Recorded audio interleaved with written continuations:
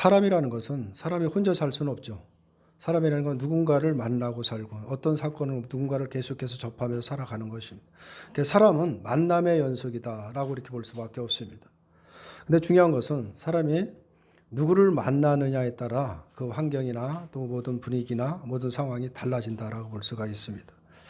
어떤 사람을 만나면 그냥 기분이 좋아지는 사람이 있고 또 어떤 사람을 만나면 때로는 어떤 슬픔에 젖고 또 근심에 쌓이는 경우가 좀 있죠. 또 어떤 사람을 만나면 분노나 아픔이나 뭐 이런 것을 또 느끼는 그런 사람들도 있습니다. 그러니까 누구를 만나느냐에 따라 사람은 그 환경이 또 상황이 많이 달라진다라고 볼 수가 있습니다. 그래서 사람들 그런 얘기를 많이 합니다. 사람은 만남이 중요하다라는 얘기도 많이 하죠. 그래서 이 인생이라는 것도 누구를 만나느냐에 따라서 그 인생이 달라진다. 이런 어른들이 그런 말씀도 자주 하게 되는 것입니다. 그것은 뭐 이미 경험해 온 것이고 우리가 겪어온 것이기 때문에 사실 뭐 틀림이 없는 것은 분명합니다. 근데 오늘 본문에서도 보면 예수님을 만난 사람들이 있는데 이들에게 예수님이 만남이 결국 그들의 슬픔과 절망에서 또 절규에서 정말 도저히 헤어날 수 없는 그런 상황에서 소망이 있고 기쁨이 있고 어떤 그런 상황으로 많이 바뀌게 되었다라는 것을 오늘 말씀을 하고 있습니다. 어떤 면에서 보면 우리들도 오늘 우리 예배 자리에 온 것은 예수님을 만나러 사실 온 것입니다. 예수님을 어떻게 만나느냐? 오늘 예배를 통해서 말씀을 통해서 예수님은 우리를 만나 주시는 것이죠. 우리가 예수님을 만나고자 하는 사람으로 또는 예수님을 이미 만난 사람으로 우리가 함께 모여 있다라고 볼 수가 있죠. 그런 우리에게 과연 예수님으로 인해서 바뀐 것이 무엇이고 또한 예수님을 만남으로 인해서 우리에게 발생한 사건들이 무엇인가를 우리가 한번 생각해 볼 수 있기를 바랍니다. 그래서 나는 정말 예수를 만난 사람으로서 나에게 어떤 변화가 있었는가? 또 앞으로도 또 내가 예수와 동행함으로써 나의 삶에 어떤 사건을 통해서 어떤 변화된 삶들이 계속해서 일어나고 있는가를 한번 우리가 돌아보는 오늘 귀한 시간이 되시기를 바랍니다. 오늘 본문은 우리가 읽은 말씀처럼 백부장의 종을 고치셨죠. 예수님이 백부장의 종을 고치시고 그 제자들과 많은 무리들과 함께 지금 어디를 향해서 가느냐면 나인이라는 성을 향해서 가시고 계십니다. 근데 나인성에 가까이 갔을 때 바로 그 성문에서 한 무리를 만나게 되는데 어떤 행렬을 만나게 되는데 그 행렬이 어떤 행렬이냐? 성에서 한 죽은 자를 메고 나오는 그런 행렬이다라고 볼 수가 있죠. 어떤 면에서 장례 행렬이다라고 볼 수가 있습니다. 오늘 14절을 보면 죽은 사람은 청년인 것으로 말씀을 하고 있습니다. 그 문제는 뭐냐면 그가 바로 과부의 독자였다라는 것을 말씀을 하고 있습니다. 당시 사회에서 이 여자라는 것은 전적으로 의존적인 어떤 상태다라고 볼 수밖에 없습니다. 스스로는 살아갈 수 없는 존재가 누구냐면 여자라는 신분입니다. 그 여자는 그 남편에게 완전히 종속이 돼 남편을 의지하고 살아갈 수밖에 없는 것이 여자의 신분이다라고 볼 수 있습니다. 그런데 거기에서 과부라는 것은 뭐냐? 이제는 전혀 의지할 사람이 없다라는 것이 어떤 과부의 신분이다라고 볼 수밖에 없습니다. 그래서 과부다라고 한다면 남편이 없어서 기업도 없고 의지할 힘이 없죠. 사회적 약자로서 자식이 있다라고 한다면 특별히 아들이 있다라고 하면 아들만 전적으로 바라보고 살아갈 수밖에 없는 신분이 누구냐? 과부의 신분이다라고 볼 수밖에 없습니다. 그래서 아들이 과부에게 아들은 과부에게서는 전적으로 의지할 수밖에 없는 그런 어떤 존재일 수밖에 없고 과부에게 있어서는 힘이고 소망일 수밖에 없다라는 것을 잘 알 수가 있는 것입니다. 그런데 그렇게 전적으로 의지하고 있던 그 아들이 죽었다는 것을 지금 말하고 있는 것입니다. 그 아들이 죽었으니 이 과부에게는 이 슬픔이라는 것, 그 절망이라는 것은 우리 어떻게 단어로 표현할 수 없다라고 볼 수밖에 없죠. 슬픔을 넘어서 어떻게 보면 극한 슬픔이 그 여인에게 찾아왔다라고 볼 수가 있습니다. 그런 여인에게 무엇이 위로가 되겠느냐라는 것이죠. 무슨 말이 그 여인을 위로할 수 있느냐라는 것이죠. 어떤 것으로도 위로할 수 없다라고 볼 수밖에 없는 것입니다. 그 여인은 한마디로 절망적인 마음이었다라는 것이죠. 그래서 예수님이 만난 이 장례 행렬은 바로 그런 상황이었다라는 것을 잘 설명을 하고 있다라고 볼 수가 있습니다. 많은 사람들이 과부 아들의 장례 행렬을 함께 따랐다라는 것을 설명을 하고 있는데 그것을 보면 그 여인의 슬픔이 어떤 것인가를 잘 보여주고 있는 것이죠. 많은 사람들, 아마 동네 이웃 사람들이겠죠. 다 아시는 분들이 그 여인을 좀 위로하는 차원에서 그 장례 행렬을 많이 따랐다라고 볼 수가 있습니다. 우리가 생각을 해도 사실 이 과부의 처지가 얼마나 딱한가라는 것은 뭐 이미 짐작할 수가 있는 것입니다.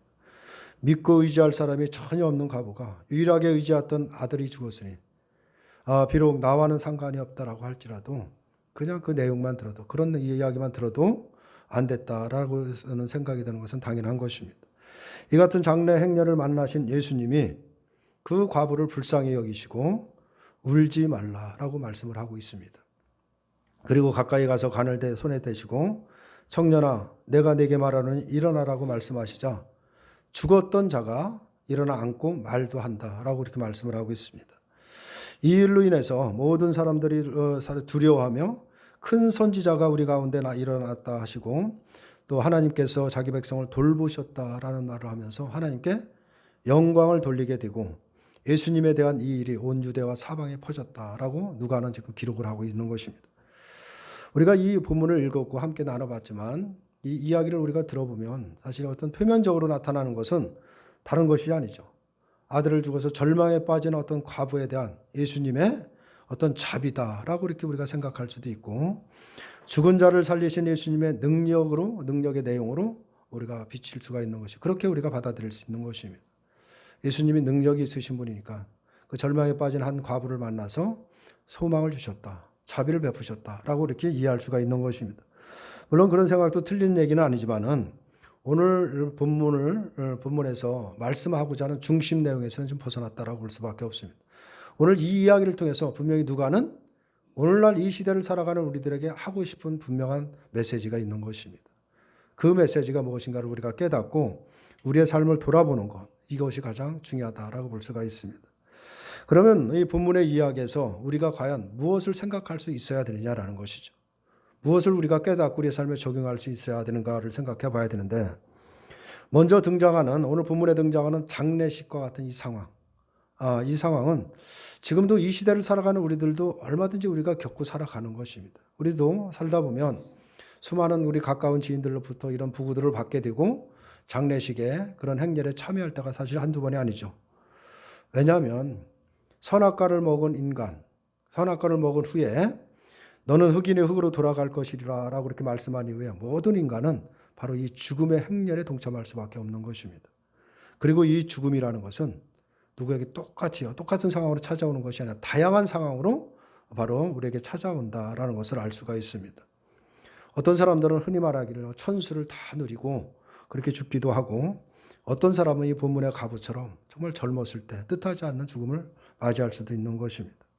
그래서 어떤 사람은 호상이라고 하면서 슬퍼하기보다는 편안한 마음으로 장례를 치르는 사람도 있는가 하면 정말 안타까운 젊은 나이에 그 죽음을 맞이하게 되면 오늘 과부처럼 슬픔과 절망만 있는 그런 상황에 처하기도 하는 것입니다. 우리가 살아오면서 이처럼 다양한 죽음의 현장을 우리가 목격을 한다라고 볼 수가 있습니다. 그러나 우리가 먼저 생각해야 될 것은 죽음이라는 것은 우리의 생각에는 좀 우리가 이 땅에 태어나서 모든 것을 다 누리고 편안하게 살다가 오랫동안 있다 갔으면 좋겠다라는 생각이 누구나 다 갖겠지만 죽음이라는 것은 차이가 없는 것입니다. 더 오래 살다 죽던 또 젊은 나이에 죽던 죽음이라는 것은 차이가 없다라는 것이죠. 동일한 죽음이라는 것을 우리가 생각해야 됩니다. 근데 살아있는 우리들, 우리들이 죽음의 상황을 다양하게 반응을 하게 된다라고 볼 수가 있죠. 다시 말해서 나는 살아있다라는 생각을 하는 것입니다. 살아있는 입장에서 늘 죽음을 우리가 경험하게 되고 대하게 되는데 또 거기에 입장에서 죽음의 상황을 대하게 되는데 그래서 산자가 장례식장에서 할 수 있는 것은 뭐냐? 다른 것 보기에 하나밖에 없는 것입니다. 죽은 자에게 무슨 말을 하겠습니까? 우리가 또 거기서 무엇을 하겠느냐라는 것이죠. 그냥 죽은 자들을 향해서 또 그들을 유족들을 위해서 위로하는 말 한마디밖에 말밖에 없는 것이다 라고 볼 수밖에 없습니다. 그래서 우리는 그런 상황에 닥치면 그냥 통습적으로 가서 말로 위로하는 것이 다시 우리가 어찌할 수 있는 것은 아무것도 없다라고 볼 수밖에 없습니다. 지금 과부 아들의 장례식에 함께하고 있는 사람들도 다르지 않다는 것이죠. 정말 그런 일을 당한 그 과부에게 그들이 할 수 있는 것은 그들에게 위로하고 그 장례식에 같이 참석해서 모든 것을 함께 해주는 것. 그거 이외에 할 수 있는 것은 아무것도 없다라는 것을 알 수가 있습니다. 그래서 하지만 과부의 상황에서는 그 주변의 사람들이 무엇을 하든 무슨 말로 위로하든 어떤 것으로 사실 위로가 되지 않는 것은 분명한 것입니다. 어떤 말로 그런 심정을 위로를 하겠느냐라는 것이죠. 그것은 아무것도 위로가 되지 않습니다. 결국 장례식에 함께하고 있는 사람들이 할 일은 아무것도 없다라고 볼 수 있는 것인데 단지 과부와의 친분을 생각해서 그냥 함께 해주는 것도 그 말 한마디 위로하는 것이 전부다라고 볼 수밖에 없습니다. 이처럼 과부 아들의 장례식 현장에서 인간이 할 수 있는 것은 아무것도 없다라는 것을 그대로 보여주고 있는 것입니다. 위로가 될 수 있는 것은 없는 것입니다.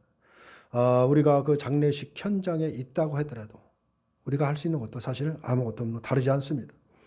과부에게 어떤 돈을 준다고 해서 그게 위로가 되겠는가? 아니면 어떤 그가 또 우리가 좋은 말을 만들어내서 한다고 해서 위로가 되겠느냐? 아무것도 없다라는 것을 알 수가 있습니다. 절망과 슬픔에 빠진 과부에게 위로가 되고 기쁨이 되는 것이 있다고 한다면 그건 단 한 가지밖에 없는 것입니다. 그것은 죽은 아들이 살아나는 것밖에는 사실 없다라고 볼 수밖에 없습니다. 그 외에는 그 무엇도 과부의 마음을 기쁘게 해줄 수는 것은 없는 것입니다. 그런데 오늘 그런 상황에 바로 예수님이 그 일을 하신다라고 볼 수가 있습니다. 예수님은 과부에게 울지 말라고 하시죠. 이 말씀은 더 이상 울 일이 없다라는 것을 전제하고 있는 것입니다. 그럼 과부에게서 울 일이 그런 상황에서 울지 말라고 해서 울음을 그칠 수 있는 상황이냐는 것이죠. 그런 건 아닌 것입니다. 과부의 입장에서 보면 누가 무슨 말을 해도 그 슬픔이라는 것은 그칠 수 없는 것이고 자기 감정으로 주체할 수 없는 그런 심정이다라는 것은 분명한 것입니다. 근데 이 예수님이 하신 말씀은 앞으로 이제 울 필요가 없다라는 것을 전제하고 하시는 말씀인 것입니다. 예수님께서 과부의 아들을 살리실 것이기 때문에 다시 말해서 그 절망과 슬픔을 없앨 것이기 때문에 바로 사실 예수님을 만난 과부는 더 이상 울 필요가 없는 것은 분명합니다. 하지만 과부는 아직 예수님을 만남으로 인해서 자신에게 어떤 일이 벌어질지를 모르고 있습니다. 다만 아들이 죽은 현실만을 생각하면서 그 현실만을 바라보면서 눈물만 나고 또 거기서 눈물을 흘리고 우는 것이 당연할 수밖에 없습니다. 우리들은 이 과부가 바로 이 시대, 오늘날 우리들이 살아가는 이 시대, 우리들의 모습을 대변하고 있다라는 사실을 우리가 생각을 해야 되는 것입니다. 과부가 예수님을 만났으면서도 그 만남의 의미가 무엇인지 예수님의 만남으로 인해서 자신이 어떤 일이 벌어질지를 전혀 알지 못하기 때문에 독자 아들이 죽었다는 현실만을 매해서 그 상황만을 매해서 울고 있는 것이 오늘 우리들이 예수님을 만나고 또 예수님과 함께 살아간다라고 하면서 전혀 예수님이 내게 무엇인가를 하셨는지를 전혀 깨닫지 못하고 살아가는 모습과 다르지 않다라는 사실을 우리가 기억해야 되는 것입니다. 우리가 모여서 예배를 드리는 것은 예수님을 만나는 현장인 것입니다. 오늘 예배를 통해서 말씀을 통해서 예수님을 만나고 이걸로 끝나는 것이 아니라 그 예수님과 또 삶의 현장으로 나가게 되는 것입니다. 그래서 우리가 예수님이 나와 함께 하시고 나에게 무슨 일을 하는지 그 일을 통해서 주님을 의지하고 주님을 믿고 살아가는 것이 삶의 현장이다라고 볼 수가 있는 것입니다. 그런데 과연 예수님을 우리가 만난 자로서 예수님과 동행하는 삶을 살아가고 있다라고 우리가 정말 우리의 삶을 돌아보면서 그렇게 자신 있게 말할 수 있겠느냐라는 것입니다. 정말 예수님이 내게 하신 일을 우리가 기억하면서 그 일을 믿는 성도로 살아가고 있느냐라고 우리가 생각해 보면 전혀 아니다라는 것이 정답일 것입니다. 사실 우리는 어쩌면 예수님과의 만남에 전혀 관심을 두고 있지 않다라는 것입니다. 예수님이 나하고 만나고 예수님이 내게 무엇을 하셨고 또 예수님이 앞으로 나를 통해서 무엇을 하시는지 거기에 관심은 전혀 없고 눈에 보이는 현실만을 바라보면서 그것이 내 손에 쥐어지지 않는다라고 해서 늘 거기서 불평하고 불만하고 또 어려운 힘든 일이 있을 때 근심하고 살아가는 것이 우리들의 모습이 아닌가라는 것을 우리가 깨닫게 되는 것입니다. 이 본문에서의 관심도 우리가 이런 본문을 읽게 되면 어떤 관심을 갖느냐? 죽은 자를 살리신 예수님의 능력에만 집중하게 되는 것입니다. 예수님 저런 능력이 있구나. 그렇다고 한다면 그 능력이 나에게도 내 삶에도 그런 기적의 삶이 일어나기를 바라는 그런 데에만 관심을 갖고 있는 것이 어떻게 보면 오늘 우리들의 마음일 수도 있는 것입니다. 물론 성도는 예수님을 만남으로 인해서 놀라운 기적이 일어난 것입니다. 이것은 세상에서 있을 수 없는 그 일이 예수님을 만남으로 인해서 일어났다는 사실인 것입니다. 하지만 우리는 그러한 기적에 대해서 전혀 눈치를 채지 못하고 있다는 것입니다. 다만 죽은 자가 살아난 것처럼 병이 나면 병의 고침을 받고 어려운 문제가 있으면 어려운 문제를 해결받는 그런 일에만, 그런 기적에만 관심을 두고 살아가는 게 아니냐라는 것입니다. 그래서 예수님의 만남으로 내게 어떤 일이 주어졌는지를 보지 못하기 때문에 세상에서 예수님을 만난 성도의 모습이라는 것은 전혀 찾아볼 수가 없고, 오늘 갑옷처럼 막막한 현실 속에서 그냥 울고 있는 것이 우리들의 모습이다 라는 것을 깨달을 수밖에 없는 것입니다. 예수님이 바로 죽은 아들을 살리기 전에는 바로 슬픔과 절망밖에 없었습니다. 그 현실이, 그 장래 형실이라는 건 그 슬픔이고 절망이죠. 거기에 무슨 소망이 있겠느냐라는 것이, 그런 현실이다라는 것을 그대로 보여줍니다. 장례식과 함께했던 사람에게도 거기에 기쁨이 있는 사람은 없죠. 알고 있는 어떤 과부에게 그런 어려운 힘든 일이 있다 보니까 다 같이 슬픔에 빠지고 거기에 낙심밖에 없다라고 볼 수밖에 없습니다. 하지만 예수님이 죽은 아들을 살리신 후에는 바로 슬픔은 바로 두려움과 함께 결국 하나님의 그 영광을 돌리는 찬양으로 바뀌게 됐다는 사실을 말씀을 하고 있는 것입니다. 이것이 장래의 무리가 예수님을 만나고 예수님이 하신 일로 인한 결과다라는 것을 말씀을 하고 있는 것입니다. 예수님이 죽은 아들을 살려주셨으니 예수님에 대한 과부의 마음이 과연 어떻겠는가? 그건 뭐 말로 표현할 수가 없겠죠. 정말 이제는 소망이 없다라는, 이제 절망밖에 없다라는 과부의 그 심령에 정말 죽은 아들이 다시 돌아왔다라고 한다면 그 마음이 얼마나 감사한 마음으로 가득했겠느냐. 이것은 뭐 표현할 수 없는 것은 분명합니다. 그런데 거기에 있던 사람들의 반응들도 보면 16절을 보면 거기에 있던 사람들이 두려워하며 하나님께 영광을 돌렸다라고 이렇게 말을 하고 있죠. 영광을 돌린 내용을 보면 큰 선지자가 우리 가운데 일어났다라고도 하고 또 하나님께서 자기 백성을 돌보셨다라고 이렇게 고백을 합니다. 결국 이것이 예수님을 만나고 예수님이 행하신 일을 목격한 사람들의 반응이다. 그들이 일어났던 반응이다라고 이렇게 잘 설명을 하고 있는데, 이것은 예수님을 큰 선지자로 생각을 했다라고 이렇게 볼 수가 있는 것입니다. 그런데 이것은 큰 선지자로 그들이 생각했던 그 이유는 분명히 있습니다. 그것은 구약의 사건과 연관이 있다라고 볼 수가 있습니다. 우리가 열왕기를 보면 엘리야 선지자라는 사람이 등장을 하는데, 이 엘리사의 선지자가 사랍다에 사는 거기에도 한 과부의 아들을 죽었는데 그것을 살리신 일이 있습니다. 그리고 열왕기 하에 보면 엘리야의 제자인 엘리사가 또 수렙에 사는 한 여인의, 그것도 과부죠. 그 여인의 아들을, 죽은 아들을 살리는 그 내용이 있다. 이 아들을 살린 내용이 있다라고 이렇게 설명을 하고 있습니다. 사람들이 말하는 이 큰 선지자라는 것은 아마 이 엘리야를 두고 하는 말일 것이 분명합니다. 왜냐하면 엘리야가 살린 아들이 오늘 본문처럼 과부의 아들이었고, 또 중요한 것은 뭐냐면 엘리야가 죽지 않고 하늘로 올라간 일이 있기 때문에 그런 것입니다. 하늘로 간 엘리야가 다시 왔다는 것이죠. 그리고 그가 바로 예수님이다라고 이렇게 우리는 생각을 한 것입니다. 그 선지자가 다시 와서 과부의 아들을 살리신 것은 바로 하나님이 자기 백성들을 돌보신 것으로 말하면서 바로 영광을 돌렸다라고 이렇게 말을 하고 있습니다. 절망과 슬픔에 있는 백성들은 바로 하나님의 구원을 바라보게 됐다라고 볼 수가 있습니다. 이들은 예수님이 누구신가는 사실 몰랐습니다. 예수님이 어떤 분이신지 정확하게 알지는 몰랐지만 예수님이 행하신 그 기적을 바라보면서 바로 두려움과 함께 하나님께 영광을 돌렸다라는 것입니다. 그런데 예수님에게서 하나님의 구원을 경험을 했는데 왜 거기에 있던 무리들이 왜 두려움에 휩싸였느냐라고, 두려운 마음이 들었느냐라는 것입니다. 이 부분을 우리가 한번 생각을 해봐야 되는데, 많은 사람들은 하나님의 구원과 능력을 경험하게 되면 물론 찬송하고 기뻐할 것은 당연한 것입니다. 우리도 그러죠. 그런 은혜를 입었으면 당연히 거기에 기뻐하고 감사하고 찬송을 부르는 것이 당연하지 않느냐라는 생각을 다 하죠. 하지만 이렇게 하나님의 놀라운 구원을 경험하게 되면 기뻐하게 되고 하나님께 영광을 돌리는 것은 당연하지만 그 먼저 찾아오는 것이 있다는 것입니다. 그러나 하나님의 놀라우신 일하심의 권능의 일을 경험하게 되면 찾아오는 것이 두려움이라는 것입니다. 이것은 뭐 성경에서 계속 설명을 하고 있습니다. 완전히 죽었던 인간이 다시 살아난 놀라운 일에서 바로 사람들은 하나님의 놀라운 구원을, 바로 그 구원의 능력을 목격한 것입니다. 그것이 그 목격한 그 현장이 사람들을 두렵게 했다라는 것인데, 두려움이라는 것은 단순히 어떤 감정과 공포의 상태가 아니고 경외심이다라는 것을 말하고 있는 것입니다. 하나님을 알게 되면, 하나님을 경외하게, 그러니까 하나님을 만나게 되면 그 경외심이 나타나는 것. 누구나 그 하나님을 만났던 모든 사람에게 나타나는 것이다라는 것이죠. 세상에 하나님의 구원을 경험한 것에 대한 반응이 그것입니다. 경외심이라는 것은 두려움만 있는 것이 아닌 것입니다. 하나님을 만나게 되면 그 하나님이 얼마나 큰 것인가를, 큰 분인가를 경험하게 됩니다.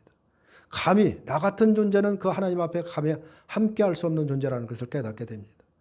나는 하찮은 정말 먼지만도 못한 존재라는 것을 깨닫기 때문에 감히 나는 하나님 앞에 나갈 수 없다는 그런 존재를 깨닫기 때문에 두려움이 올 수밖에 없는 것이고, 그 두려움과 함께 찾아오는 것이 뭐냐면 그 크신 하나님이 나를 도우시고 나와 함께한다는 그 사랑 때문에 두렵지만은 함께하고 싶고 더 가까이 가고 싶은 마음이 드는 것이, 그것이 바로 경외심이다 라고 볼 수가 있는 것입니다. 그래서 성경을 보면 하나님을 만나고 하나님을 목격한 사람들은 다 이러한 두려움에 쌓였다라는 것을 설명을 하고 있습니다. 모세가 그랬고 이사야가 하나님의 그 임재를 경험하면서 그 두려움에 휩싸이게 됩니다.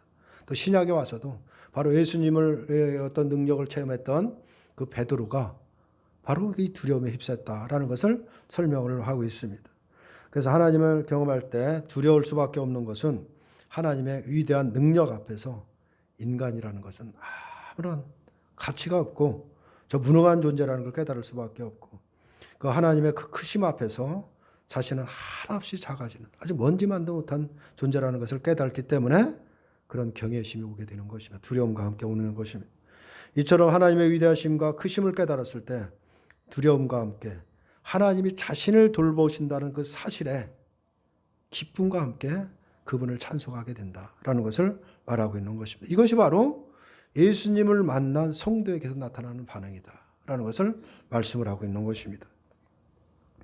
예수님을 만난 사건이 이 과부를 슬픔과 절망에서 구원했고 바로 아들을 죽음에서 건졌고, 함께했던 모든 무리들은 하나님에 대한 그 두려움과 함께 찬송의 세계로 이끌었다라는 것을 보여주고 있는 것입니다. 이것이 예수님을 만난 자들의 세계다. 다시 말하면 오늘날 성도의 세계다라는 것을 말하고 있는 것입니다. 그래서 우리는 과연 이런 주님의 어떤 놀라운 경외심 안에서 살아가고 있는지를 우리가 돌아봐야 되는 것입니다. 우리도 예수님을 만났습니다. 예수님을 만나서 예수님이 내게 무엇을 했는지도 우리가 이미 경험한 사람들입니다. 그렇다고 한다면 이 땅에 살아갈 때 그 하나님의 하신 그 놀라운 일, 그 엄청난 일, 세상에서는 감히 엄두도 못하고 흉내를 못하는 그런 엄청난 일을 우리가 경험한 그런 사람으로서 이 땅에 살아갈 때 그 하나님을 의지하고 주님 안에서 주님만을 우리가 의지하고 살아가는가를 우리가 생각해 보면 전혀 그렇지 않다라는 것인데, 그럼 왜 우리가 그런 하나님을 또 예수님을 만난 자로 왜 그런 삶을 살아가지 못하는가를 우리가 생각해 봐야 되는 것입니다. 근데 우리에게 하나님이 주신 믿음이라는 것이 있는데, 내가 만들어낸 믿음이 아니라 하나님이 우리에게 주신 선물로 주신 그 믿음은 우리를 그런 삶으로 이끌어 가게끔 하시는 것입니다. 그래서 우리가 믿음에 붙들려 있으면 이 세상에 살아가도 그렇게 담대함으로 우리가 살아갈 수가 있는 것인데, 그렇지 못하는 것은 분명한 이유가 있는 것입니다. 왜냐하면 하나님이 주신 믿음이 아니라 내가 만들어낸 믿음만을 의지하고 살아가기 때문에 그런 것입니다. 하나님이 주신 믿음이 내게 있다고 하지만 그것이 아예 관념에 남아있고 생각에 머물러 있는 것입니다. 그렇게 우리가 생각에 머물러 있게 되면 그런 믿음에서는 우리를 죽음에서 건지신 예수님의 능력은 나타날 수가 없는 것입니다. 이 부분을 우리가 생각해야 됩니다. 그러면서 예수님의 만난 그 능력을 우리가 깨닫지 못하고 그걸 바라보지 못하고 늘 현실만 바라본 채 오늘 과부처럼 절망적인 상황에서 슬퍼하고 우는 것만이 있는 것이 우리들의 모습일 수가 있는 것입니다. 물론 우리가 살아가다 보면 여러 가지 많은 일을 겪고 살아가면 때로는 슬픈 일이 있고 어려운 일을 당하고 낙심하는 일이 당연히 있을 수밖에 없습니다. 그러나 우리가 거기서 그런 낙심한 그런 모습에서만 살아갈 존재가 아니라는 것입니다.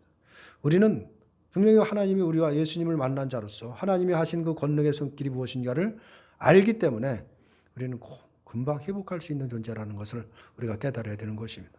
슬픔 속에 절망 속에 있지만 나와 함께하고 있는 권능의 손이 나를 붙잡고 있다는 그 믿음 안에서 우리는 당당하게 일어설 수가 있고 어떤 상황 속에서도 이 땅을 힘있게 살아갈 수 있는 존재들이 바로 예수님을 만난 자들이라는 사실을 우리가 기억해야 되는 것입니다. 우리는 다만 우리가 처한 상황에 어떤 상황에 처해 있을지라도 예수님이 우리를 찾아오시고 만나주시고 우리에게 하신 그 기적 같은 일이 있다는 것을 그것을 믿고 살아간다고 하면 담대할 수가 있는 것이고 모든 그 상황에서도 우리가 다 헤쳐나갈 수 있는 힘이 있는 것이 바로 그것인 것입니다. 그것이 바로 우리를 죽음에서 일으키신 생명의 사건이라는 사실을 우리가 마음속에 계속 담고 살아가야 되는 이유가 되는 것입니다. 우리는 오늘 본문처럼 죽음의 행렬에 있던 자들입니다. 영원히 죽을 수밖에 없고 죽음에 처해서 빠져나올 수 없는 그런 존재들인데 예수님을 만남으로 인해서 죽음의 행렬에서 벗어나서 죽음에서 생명으로 우리가 바로 회복된 존재들이라는 사실을 우리가 깨닫게 되면 그 안에 있다는 사실 하나라도 우리가 이 땅의 세상을 그렇게 크게 거기서 우리가 정석이 돼서 거기에 매여 살 존재들이 아니라는 것을 깨달을 수밖에 없는 것입니다. 그런데 진짜 문제는 뭐냐? 우리 스스로 나는 죽은 자로 여기지 않고 불쌍한 자로 여기지 않는다라는 데 문제가 있는 것입니다.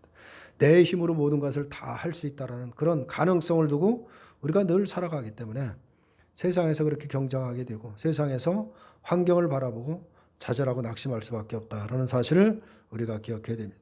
그래서 우리를 찾아오시고 불쌍히 여겨주신 그 은혜로 여기지 않고 살아가는 것입니다. 나 자신을 죽은 자로 여기지 않기 때문에 생명의 이 사건을 놀랍고 위대한 사건으로 여기지도 않는 것이죠. 내가 영원한 생명을 가졌다는 이 사실을 그냥 대수롭게 생각하는 것이고 그 사건이 얼마나 큰 사건이고 엄청난 것인가를 우리가 마음에 두지 않는다라는 것입니다.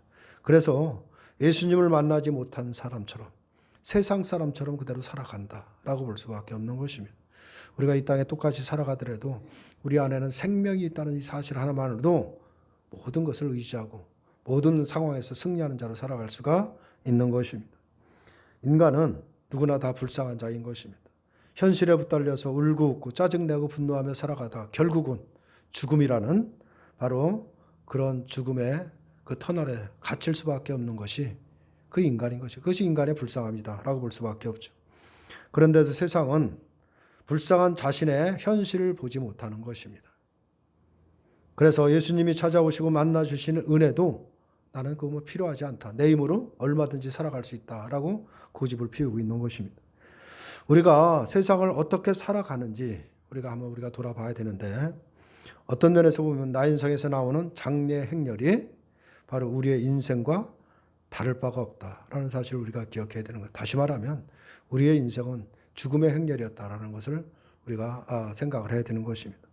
이러한 우리에게 예수님이 찾아오시고 만나 주심으로 인해서 우리에게 기적이 일어난 것입니다. 다시 말해서 죽음에서 생명이라고 하는 이 기적이 우리에게 찾아왔다라는 사실인 것입니다. 생명의 기적 안에서 하나님에 대한 두려움이 있고 하나님께 영광을 돌리고 찬송이 있게 되는 것이다 라는 것입니다. 바로 예수님을 만남으로 우리의 장례식은 이미 끝났다라는 사실을 우리가 기억해야 됩니다.